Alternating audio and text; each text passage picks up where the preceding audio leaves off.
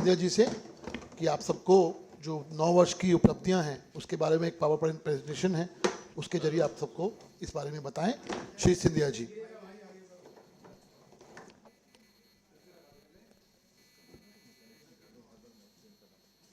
अध्यक्ष जी को और हरीश जी को मैं धन्यवाद अर्पित करना चाहता हूं और मेरे मीडिया के सभी परिवार के मित्रों को मैं नमस्कार करना चाहता हूं। आज एक बहुत महत्वपूर्ण दिवस है। महत्वपूर्ण दिवस केवल भारत सरकार के लिए नहीं, लेकिन मैं मानता हूं कि महत्वपूर्ण दिवस भारत के इतिहास के लिए। जब देखा जाता है कि किसी भी देश का पथ, आकार और दिशा बनाने में कई सदियां गुजर जाती हैं, लेकिन पिछले 9 वर्षों में जो ऐतिहासिक प्रगति, ऐतिहासिक परिवर्तन प्रधानमंत्री नरेंद्र मोदी जी के नेतृत्व में, भारत की समस्त जनता के आशीर्वाद, भारत की समस्त जनता की साथ को लेकर संभव हो पाया है, उस पर आज मैं थोड़ा प्रकाश डालना चाहूंगा। हमारी सरकार प्रधानमंत्री जी के नेतृत्व में सेवा की सरकार है, सुशासन की सरकार है और गरीब कल्याण की सरकार है। ये हमारे मूल मंत्र केवल नहीं है, लेकिन ये एक तरीके से सरकार का प्रधानमंत्री जी के नेतृत्व में संकल्प है। और उसी संकल्प के साथ जब गरीब कल्याण और गरीब सशक्तिकरण के विषय को लेकर सरकार आगे चल रही है, तो अगर हम देखें कि जो पीड़ितों और वंचितों को अधिकार देने का एक क्रांति और एक जंग प्रधानमंत्री जी के द्वारा छेड़ा गया है, इस विषय के साथ कि जब हम कहते हैं कि सबका साथ, सबका विकास, और जब सबका साथ हो, सबका विकास हो, उसी उपलक्ष्य में संपूर्ण भारत का विकास हो। पिछले 68 वर्षों में भारत की आजादी के समय से जो स्थिति उत्पन्न हो पाई है, उस पर अगर हम विश्लेषण करें तो आश्चर्यजनक स्थिति उत्पन्न होती है। भारत ने पूर्व में भी विश्व का नेतृत्व किया है। 1820 में जब पूरे विश्व के घरेलू उत्पादन का दर हम देखते थे, भारत उस समय में, उस सदी में, उस कालखंड में पूरे विश्व के घरेलू उत्पादन का दर का करीब 16% भाग होता था। और वही 16% भाग से 2014 तक हम लोग 2.6% तक सिमट गए। पिछले 9 वर्षों में जो पुरानी एक प्रवृत्ति थी भारत के प्रति, देखा जाता था कि तकनीक के क्षेत्र में, टेक्नोलॉजी के क्षेत्र में भारत को पिछड़ा समझा जाता था। उसी के साथ अगर हम देखें कि विकसित देशों के साथ भारत को एक शागिर्द के रूप में देखा जाता था और वहीं एक भ्रष्टाचार का आलम था और सरहद पर विदेशी ताकतों के समक्ष भारत कभी भी अग्रसर नहीं हो पाता था।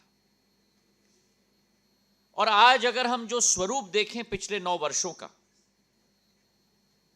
कभी कभी लगता है कि विश्वास नहीं होता है कि वही भारत है जो परिवर्तन, आश्चर्यजनक परिवर्तन हम लोग ला पाए प्रधानमंत्री जी के नेतृत्व में। जो औपनिवेशक एक छवि होती थी भारत की, आज वो परिवर्तित होकर आत्मनिर्भर छवि बन चुकी है। और उस आत्मनिर्भर छवि के साथ साथ इसका एक बहुत बेहतरीन उदाहरण हमने कल संसद भवन के लोकार्पण में देखा, जो भारत की प्रगति, भारत की विकास के प्रतिबिंब के रूप में आज खड़ा हो चुका है। संपूर्ण भारत का समावेश है उस इमारत में, जहां एक तरफ आधुनिकता को अपनाया गया है, वहीं प्राचीन संस्कृति, प्राचीन मूल्य, प्राचीन सिद्धांत, भारत के कोने कोने की क्षमता, एक एक राज्य की क्षमता अलौकिक रूप से उस इमारत में आज शामिल हो चुकी है। तो वो संसद भवन प्रजातंत्र की जननी के रूप में केवल नहीं, लेकिन हर एक भारतवासी की आत्मा, आशा और अभिलाषा की प्रतिबिंब आज बन चुकी है। तो एक परिवर्तन मेरे भाइयों और बहनों आया है और आज वही भारत जो 11 नंबर पर था आर्थिक विकसित देशों के रूप में 2014 में, आज वही भारत 9 वर्षों में 5 नंबर पर आ चुका है। और हमने किसको पीछे छोड़ा है? जिस देश की विचारधारा थी भारत के ऊपर राज करने की, उस यूनाइटेड किंगडम को 6वें जगह पर रखकर आज भारत 5वें नंबर पर आ चुका है। और यह अंत नहीं है, यह तो महज शुरुआत है इस सफर की। और आपके द्वारा दर्शकों को भी विश्वास दिलाना चाहता हूं कि प्रधानमंत्री जी का संकल्प है कि 2030 तक यही भारत तो 11 नंबर पर था, जो आज 5 नंबर पर है, 2030 तक वही भारत तीसरी सबसे बड़ी आर्थिक महाशक्ति के रूप में उभरने वाली है। जापान और जर्मनी को आने वाले 7 सालों में हम पीछे छोड़कर तीसरे नंबर पर पहुंचने वाले। आर्थिक रूप की दृष्टिकोण अगर हम देखें तो आज भारत में आर्थिक प्रगति 6.1% के आधार पर बढ़ रही है, जो आज विश्व में एक नया कीर्तिमान है। सबसे विकसित प्रगतिशील देश के रूप में आज भारत उभर रहा है। सबसे बड़ी आबादी का देश, सबसे नौजवान देश, 140 करोड़ की आबादी, 70% देश की जनता 35 वर्ष की आयु के नीचे, मतलब 90 करोड़ लोग। मानव संसाधन की शक्ति आज भारत की आप देखो, अमेरिका की 3 गुना आबादी, यूरोप की 1.5 गुना आबादी, सबसे बड़ी आबादी का देश, सबसे बड़े युवा शक्ति का देश और सबसे तेज गति से आर्थिक प्रगति करने वाला देश। आज ये छवि भारत की प्रधानमंत्री जी के नेतृत्व में विश्व पटल पर बन चुकी है। और इसके पीछे कई स्तंभ हैं, कई नींव हैं, कई योजनाएं हैं, कई संकल्प हैं। और उन नींवों पर, संकल्पों पर, योजनाओं पर थोड़ा प्रकाश में डालना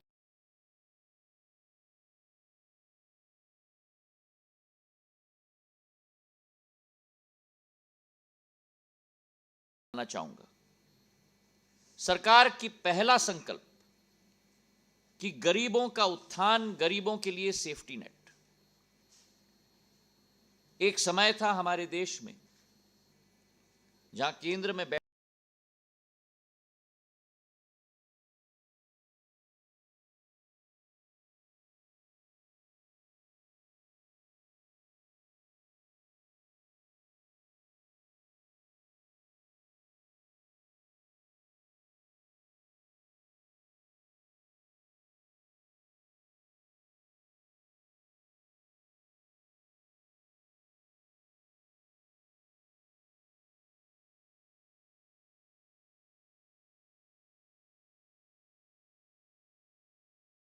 हुई सरकार ये कहती थी कि अगर 1 रुपया केंद्र से भेजा जाता है तो केवल 15 पैसे लाभार्थी के खाते में पहुंचता है।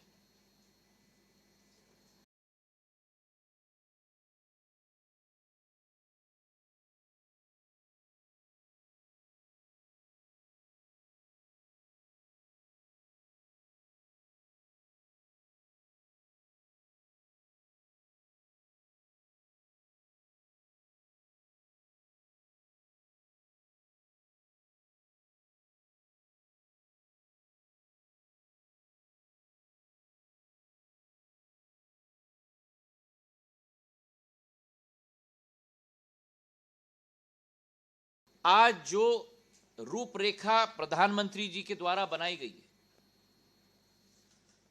चाहे 50 करोड़ जनधन के अकाउंट की हम बात करें, चाहे यूपीआई की हम बात करें, उसके आधार पर जब केंद्र में, दिल्ली में बटन दबाया जाता है तो वो राशि सीधे लाभार्थी के खाते में 100% पहुंचाया जाता है। बीच में कोई बिचौली नहीं। ये परिवर्तन आज सूचना प्रौद्योगिकी की क्षमता के आधार पर जैम योजना के खाते खोलने के आधार पर आज संभव हो पाई है। कोविड के समय में पूरे विश्व में एक भय का माहौल था। ऐसी महामारी विश्व ने कभी पिछले 100 वर्षों में नहीं देखी थी। स्वाभाविक है, हर देश ने अपने दीवार खड़ी कर दी है। और वो भारत जो विश्व में झोली फैलाकर वैक्सीन की गुहार करता था, प्रधानमंत्री जी के नेतृत्व में, संकल्प में जब उन्होंने कहा विश्व के लिए चुनौती है, पर भारत हर चुनौती को अवसर में परिवर्तित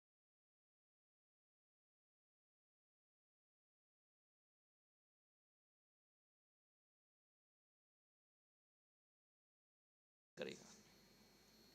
और उस संकल्प के साथ जिस देश में एक भी वैक्सीन की आविष्कार या उत्पादन नहीं हुई थी, उसी देश में 2 कोविड के वैक्सीन की आविष्कार और उत्पादन क्षमता की शुरुआत की गई।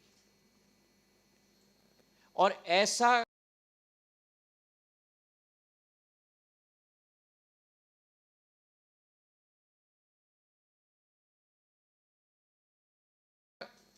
कोविड काल में वैक्सीनेशन का एक अभियान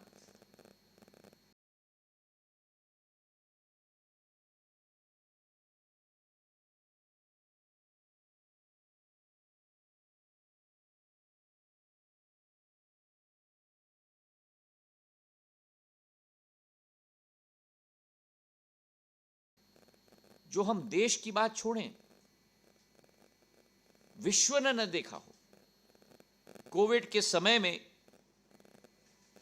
220 करोड़ टीके लगे और हर व्यक्ति जिसे टीका लगा है, अमेरिका जैसे देश, इंग्लैंड जैसे देश में कागज के पर्ची पे लिखा जाता था आपका नाम, जिस दिन पे आप आए हैं और जिस दिन पे टीका लगाया गया है। पर भारत में कोविन एप्लीकेशन के आधार पर, सूचना प्रौद्योगिकी की क्षमता के आधार पर हर व्यक्ति को एक डिजिटल सर्टिफिकेट प्रदान की गई। यह आसान बात नहीं है मेरे भाई और बहनों। महामारी के समय में ऐसी क्षमता को उजागर करना किसी देश में, और आज वो कोविन की क्षमता विश्व के कई देश भारत से लेना चाहते हैं। केवल भारत में 220 करोड़ टीकाकरण नहीं हुए, लेकिन जो देश विदेश से वैक्सीन्स की आयात करता था, वही देश ने 100 देशों तक जो विचारधारा है हमारी संस्कृति की, हमारी मूल्य की, हमारी पुरानी इतिहास की, वासुदेव कुटुंबक, उसी देश ने 100 देशों तक वैक्सीनों का निर्यात किया, ताकि भारतीयों की तो जान बचाई, लेकिन विश्व के 100 देशों के लोगों की जान बचाने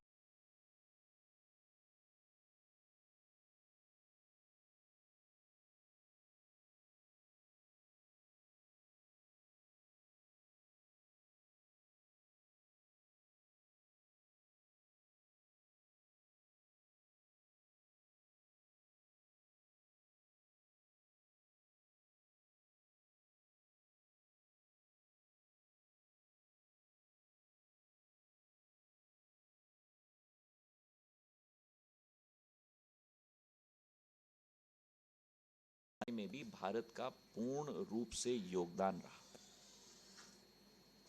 यह भारत की क्षमता, भारत की बदलती हुई छवि। और जब हम गरीब कल्याण की योजनाओं की बात करें, प्रधानमंत्री आवास योजना, जहां 3.5 करोड़ लोगों को इतिहास में पहली बार ग्रामीण एवं शहरी क्षेत्र में अपने सिर के ऊपर छत दिलाने का कार्य प्रधानमंत्री जी के द्वारा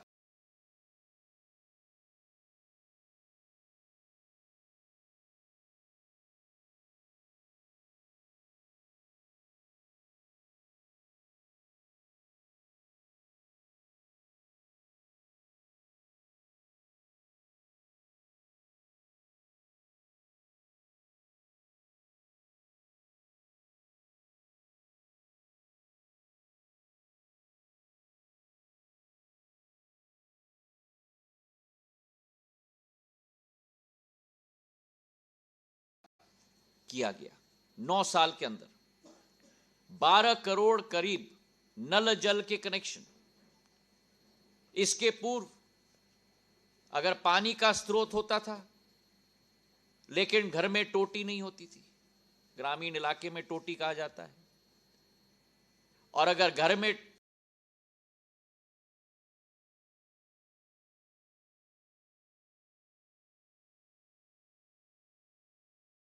टोटी थी तो पानी का स्रोत नहीं होता था।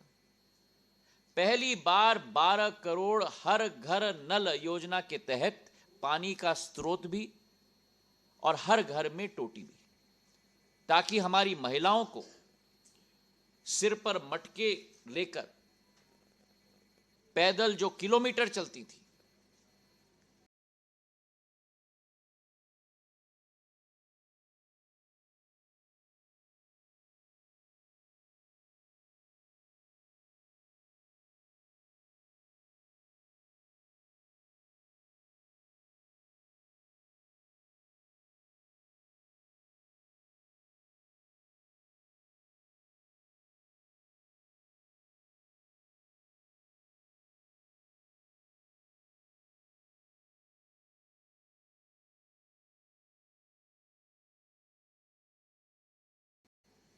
उस विचारधारा को समाप्त करने का एक संकल्प प्रधानमंत्री जी के द्वारा दिया गया।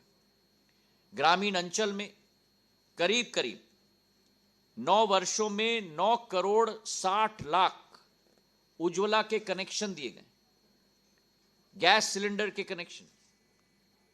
जिन क्षेत्रों में महिलाओं को लकड़ी और गोबर के आधार पर चूल्हा जलाना पड़ता था और रोज दिन प्रतिदिन अपने फेफड़ों में 100 सिगरेट का धुआं लेना पड़ता था, उन्हें उज्ज्वला योजना के आधार पर वो राहत भी पहुंचाई गई। पीएम गरीब कल्याण योजना के तहत कोविड के जमाने में और आज तक 80 करोड़ हमारे गरीबों को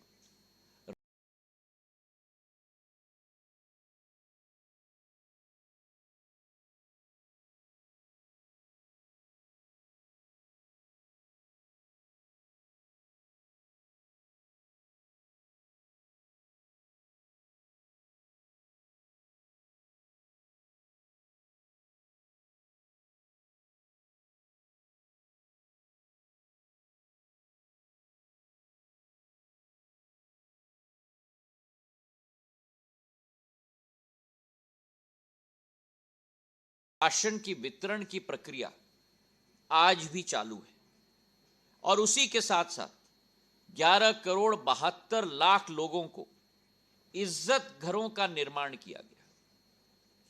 इज्जत घरों का निर्माण किया गया ताकि सबकी इज्जत, सबका स्वाभिमान और सबकी सुरक्षा, इस योजना के आधार पर 11 करोड़ 72 लाख शौचालय घर घर तक पहुंचाए गए। स्वच्छ भारत की सोच और विचारधारा के आधार पर आज 100% सैचुरेशन इस विषय पर संभव हो पाया है। अगर स्वास्थ्य की सेवाएं हम लोग देखें तो स्वास्थ्य के क्षेत्र में आयुष्मान कार्ड धारक को 5 लाख तक मुफ्त इलाज आज देश में दिया गया है। 9,300 से भी अधिक जन औषधि केंद्र आज स्थापित किए गए ताकि आसानी से दवाई आम जन को प्राप्त हो पाए। और इसी के साथ साथ जहां यूएस और रूस की आबादी अगर हम लें, उससे भी ज्यादा संख्या 50 करोड़ हमारे लोग लाभार्थी इस आयुष्मान कार्ड के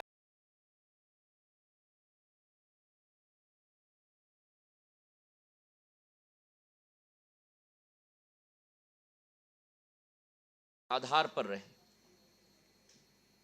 महिलाओं के लिए 1 रुपये पे पैड भी उपलब्ध किया गया है ताकि स्वास्थ्य की पूरी अधोसंरचना और पूरी सेवा देश भर पे हम लोग लागू कर पाए। हमारा राष्ट्र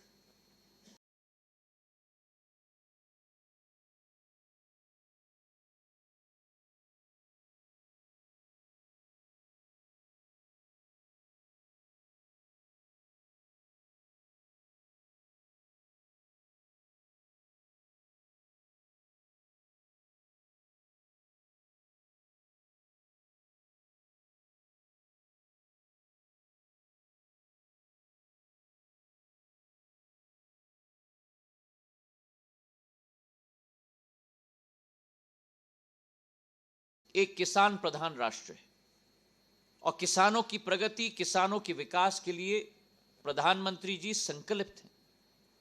उसी विचारधारा के साथ प्रधानमंत्री किसान सम्मान योजना, जहां हर कृषक के खाते में 6,000 रुपया पहुंचाने का कार्य किया गया है। आज तक 11 करोड़ किसान हमारे देश के इसी योजना से लाभान्वित हुए। कृषि के क्षेत्र में 80% हमारे किसान सीमांत कृषक हैं। उनके एक एक के खाते में 6,000 रुपया प्रति वर्ष पहुंचाने का कार्य 11 करोड़ किसानों के खाते में 2,25,000 करोड़ रुपए आज तक पहुंचाने का ऐतिहासिक कार्य हमारी सरकार के द्वारा की गई है। हम चाहते हैं विकास हो तो सबका विकास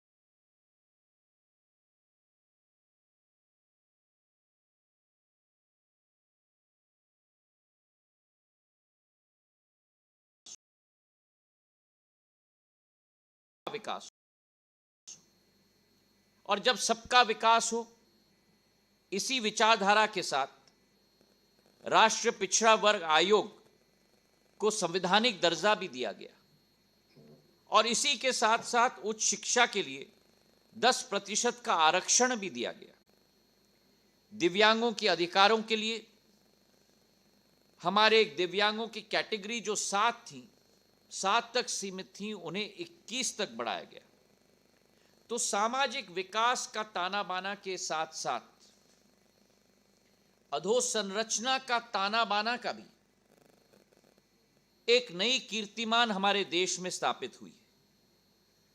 भारत की पहचान कभी भी बुनियादी अधोसंरचना के आधार पर नहीं होती थी, लेकिन आज अधोसंरचना के क्षेत्र में भी भारत एक सितारे के रूप में उभर रहा है।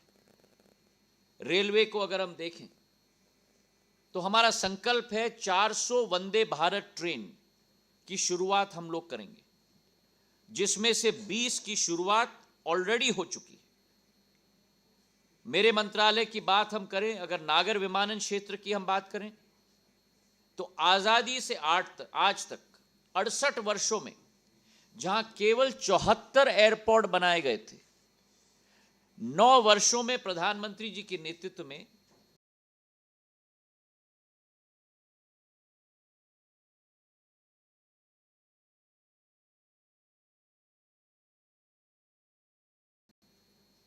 एयरपोर्ट, हेलीपैड और वाटरड्रोम मिलाकर 74 अतिरिक्त बन चुके।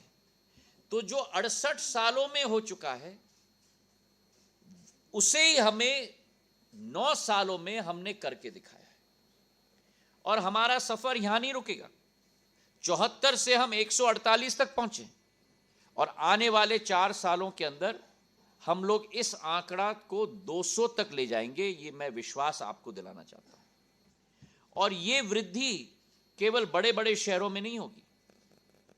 मुंबई, दिल्ली, चेन्नई, हैदराबाद, बेंगलोर, कलकत्ता, लेकिन छोटे छोटे शहरों तक नागर विमानन क्षेत्र की प्रजातंत्रीकरण प्रधानमंत्री जी के द्वारा किया गया है, जहां उड़े देश का आम नागरिक हवाई चप्पल पहनने वाला भी हवाई जहाज में उड़े। तो जहां रेल और नागर विमानन की हमने बात की, आज डिजी यात्रा के तहत सूचना प्रौद्योगिकी का इस्तेमाल करके आम जनता के लिए सहूलियत, डिपार्चर गेट से प्लेन तक पहुंचने के लिए केवल 5 मिनटों के अंदर व्यक्ति पहुंच सकता है।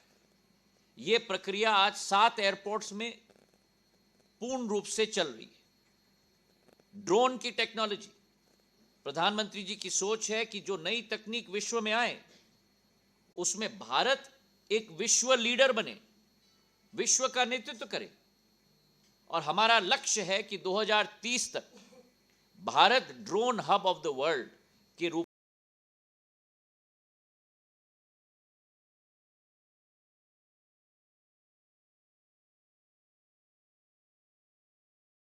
में परिवर्तित होगा। तो जहां नागर विमानन की हमने बात की है, रेलवे की हमने बात की है, वहां हाईवे की हम बात करें। हाईवे की बजट में 2014 से आज तक 500% की बढ़ोतरी हो चुकी है। जो 2014 में 12 किलोमीटर प्रतिदिन हाईवे बनते थे, आज उसे 3 गुना से भी ज्यादा अधिक बढ़ाकर 37 किलोमीटर प्रतिदिन आज देश में हाईवे बन रहे हैं। जो 68 वर्षों में केवल 90,000 किलोमीटर नेशनल हाईवे बने थे, 9 वर्षों में 53,000 किलोमीटर से भी ज्यादा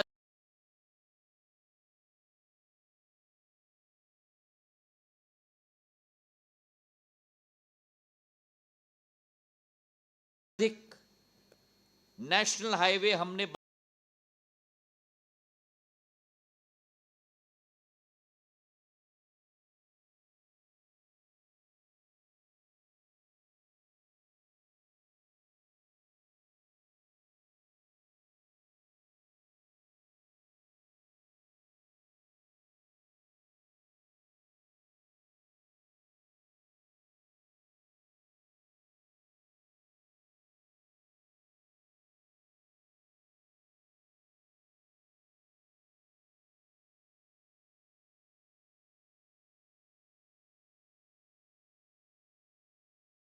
आकर रख दिया है।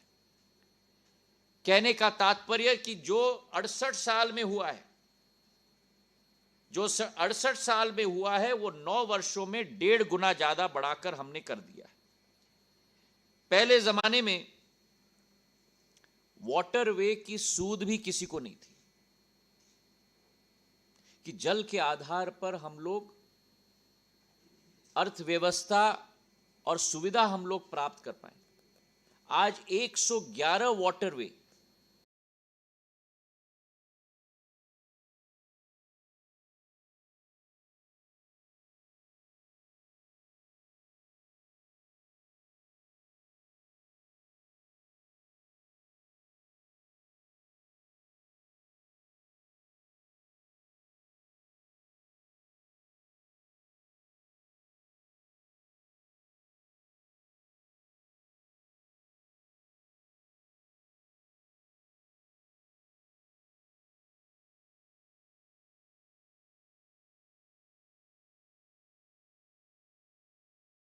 देश में संचालित है।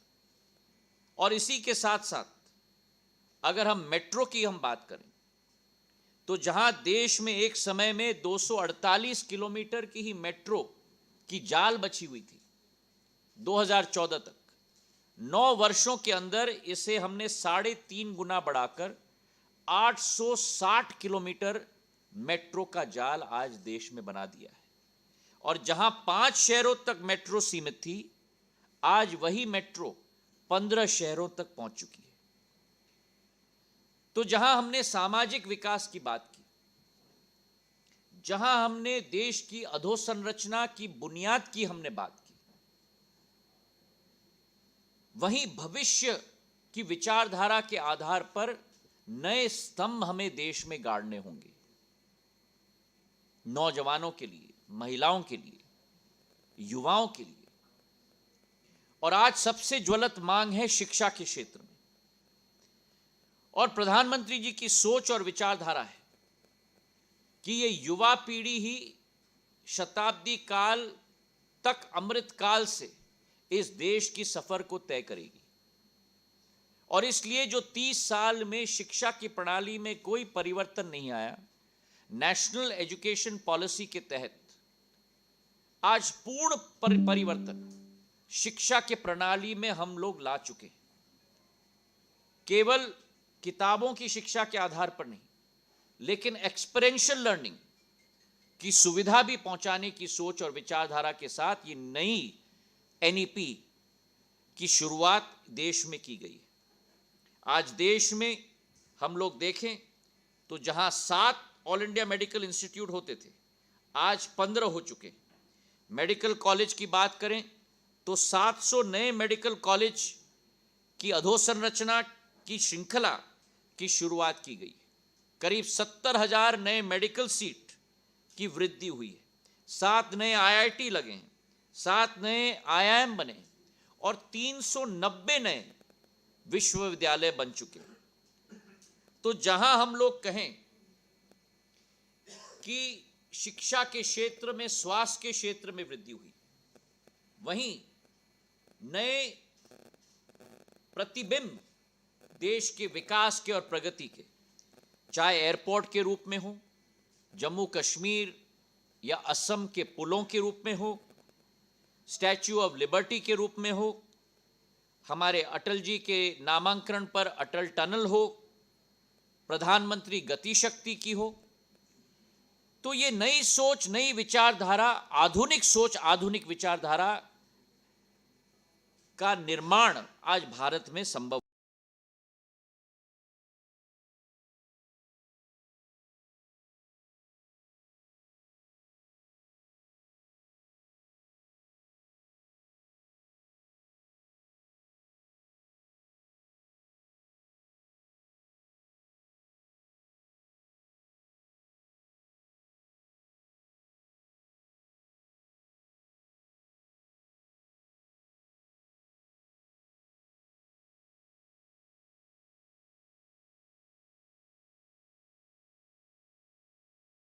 हो पाया है। इसी के साथ डिजिटल के क्षेत्र में, टेक्नोलॉजी के क्षेत्र में आज 5G टेक्नोलॉजी की स्टैक भारत में बन रही है।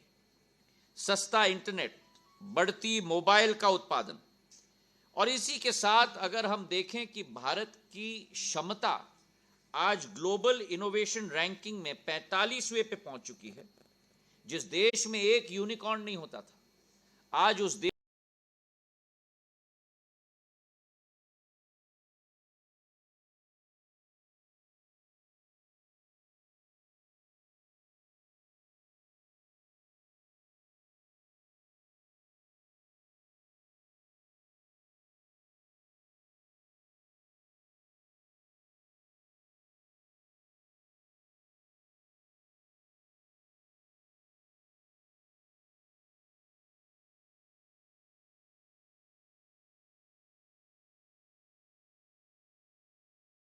देश में 100 यूनिकॉर्न स्थापित है। इसी के साथ 5वीं आर्थिक शक्ति के रूप में उभरता हुआ Bharat ease of doing business में भी वृद्धि पा चुका है। मोबाइल के उत्पादन पे विश्व में दूसरे नंबर, ऑटोमोबाइल के उत्पादन में विश्व में आज भारत तीसरा नंबर। और इसी के साथ साथ जहां हम बात करते हैं कि 1 लाख से ज्यादा स्टार्टअप आज भारत में पूर्ण रूप से निर्मित हो चुके हैं। प्रधानमंत्री कौशल विकास योजना के आधार पर करीब करीब 1,37,00,000 नौजवानों को रोजगार के अवसर उत्पन्न हो पा रहे हैं प्रशिक्षण के आधार पर। 10 लाख लोगों को सरकारी नौकरी हर महीने 70 से 75 हजार बच्चों को, नौजवानों को सरकारी नौकरियां दी जा रही हैं। और खेलकूद के क्षेत्र में हम बात करें, जो टोक्यो का ओलंपिक हुआ था 2020 में, भारत का सबसे सर्वश्रेष्ठ परफॉर्मेंस, जहां 26 पद हम लोग पा चुके हैं। तो जहां आधुनिकता, जहां सर्वांगीण विकास,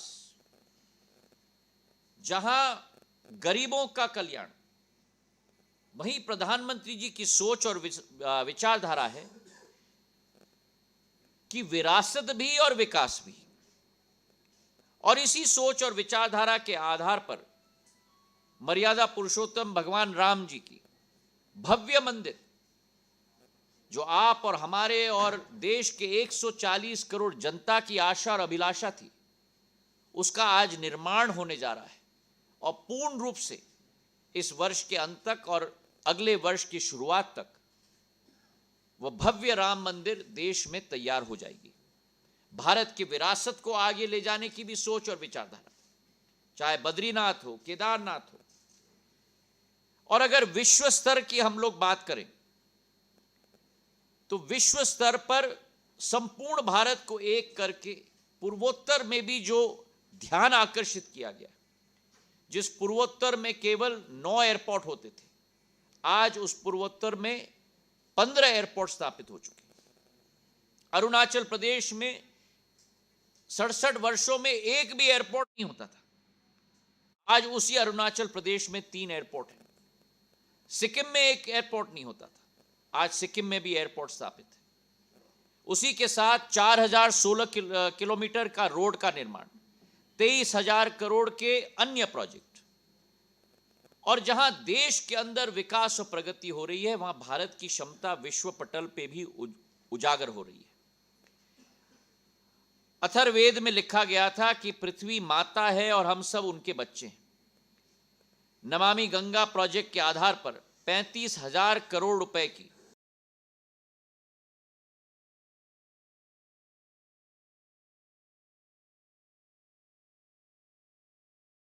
परियोजना शुरू हो रही है। सबसे बड़ा सोलर प्लांट पूरे विश्व में 2200 मेगावाट का आज भादला राजस्थान में स्थापित हो रहा है। इंटरनेशनल सोलर अलायंस में भारत कीर्तिमान स्थापित कर रहा है फ्रांस के साथ मिलकर। अंतर्राष्ट्रीय सौर ऊर्जा के अलायंस में 100 देशों को भारत और फ्रांस ने साथ में मिलकर जोड़ा है। ग्रीन हाइड्रोजन के प्रोजेक्ट में, जो आज विकसित देशों में ड्राइंग बोर्ड पे भी नहीं है, कैबिनेट ने 19,000 करोड़ रुपए की योजना ग्रीन हाइड्रोजन के लिए स्वीकृत की है। और पर्यावरण को भी साथ में लेकर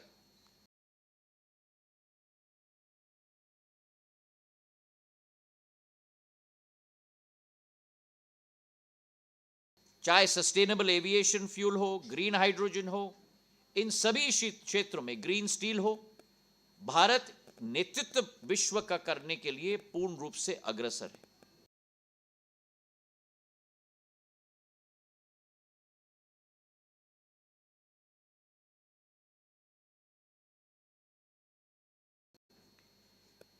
अगर सुरक्षा की हम बात करें तो रक्षा के उत्पादन में 1 लाख करोड़ रुपए से भी ज्यादा हम लोग पार कर चुके हैं। रूस और यूक्रेन के बीच में जो युद्ध हुआ था, 23,000 हमारे देश के युवा, हमारे भविष्य को सुरक्षित वापस लाने का कार्य प्रधानमंत्री जी के द्वारा किया गया। और वैसे ही अन्य जगहों में से 19,000 हमारे भारतीयों को वापस लाने का कार्य किया गया। तो अंत में मैं ये कहना चाहता हूं कि हमारी सरकार एक सेतु के रूप में विश्व के को भारत के साथ जोड़ने के लिए पूर्ण रूप से संकल्पित है। 9 वर्षों में जो कार्य हो चुका है वो कई दशकों तक, कई पीढ़ियों तक अपना अमिट छाप इस देश में छोड़ने के लिए पूर्ण रूप से आतुर है। हमारी नींव मजबूत है, हमारी दिशा सही है और हमारी गति भी तेज है। और इस गति से चलते हुए हमें पूर्ण विश्वास है कि अमृत काल से शताब्दी काल का सफर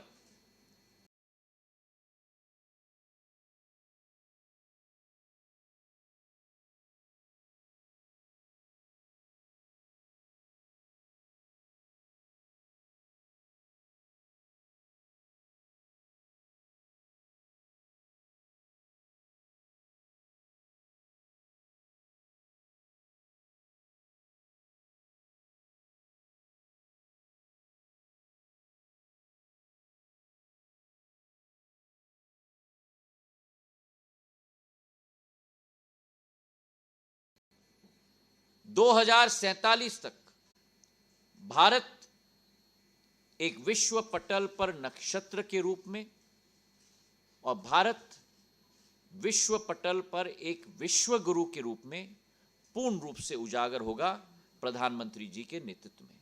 बहुत बहुत आप सब लोगों का धन्यवाद। बहुत बहुत धन्यवाद मंत्री जी।